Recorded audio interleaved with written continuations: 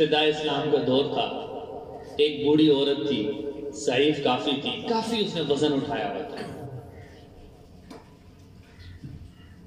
وہ جا رہی تھی، راستے میں ایک شخص کی نظر پڑی، اس نے کہا یہ تو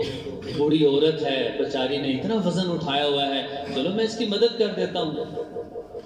اس کو کہا کہ بڑھیا یہ اتنا وزن اٹھا رکھا ہے، یہ میرے سر پہ لاد دو اور بتاؤ کہاں جانا، میں چھوڑاتا ہوں۔ کتابوں میں واقع آتا ہے اب یہ جو شخص ہے اس نے اپنے سر پر وہ جو بھاری بھرکم بوجھ تھا وہ اٹھا کے چلنے لگا، اور جگہ بھی کافی دور تھی۔ راستے میں بڑھیا باتیں کہنے لگی کہ بیٹا تو نے ایک نام سنا ہے، دنیا میں لوگ کہتے ہیں ایک آدمی پیدا ہوا ہے جس کا نام محمد ہے، نعوذ باللہ، وہ لوگوں کو گمراہ کر رہا ہے، تو نے بات سنی؟ وہ شخص کہنے لگا ہاں میں نے نام تو سنا ہے۔ چل رہے ہیں، بڑھیا باتیں کرتی جا رہی ہے، آخر میں کہتی ہے کہ بیٹا میں تجھے ایک نصیحت کر دیتی ہوں، چونکہ تو میرا اتنا بڑا کام کر رہا ہے، تو نے میرے اوپر احسان کیا ہے کہ تو میرا بوجھ اپنے تو نے سر پہ لاد لیا ہے، میں تجھے ایک نصیحت کرتی ہوں کہ اگر تجھے اس کا پتہ چل جائے یا وہ تیرے قریب آئے یا وہ تجھے اپنے مذہب کی طرف مائل کرنا چاہے تو کبھی اس کی بات نہ مانی، یہ میں تجھے نصیحت کرتی ہوں۔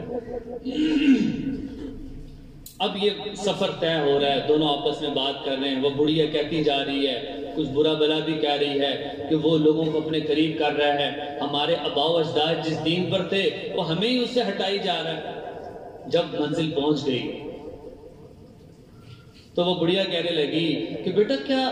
تو نے کبھی اس کے بارے میں سنا ہے یا مجھے بتا؟ وہ شخص کہنے لگا بڑھیا میں ہی محمد صلی اللہ علیہ وسلم۔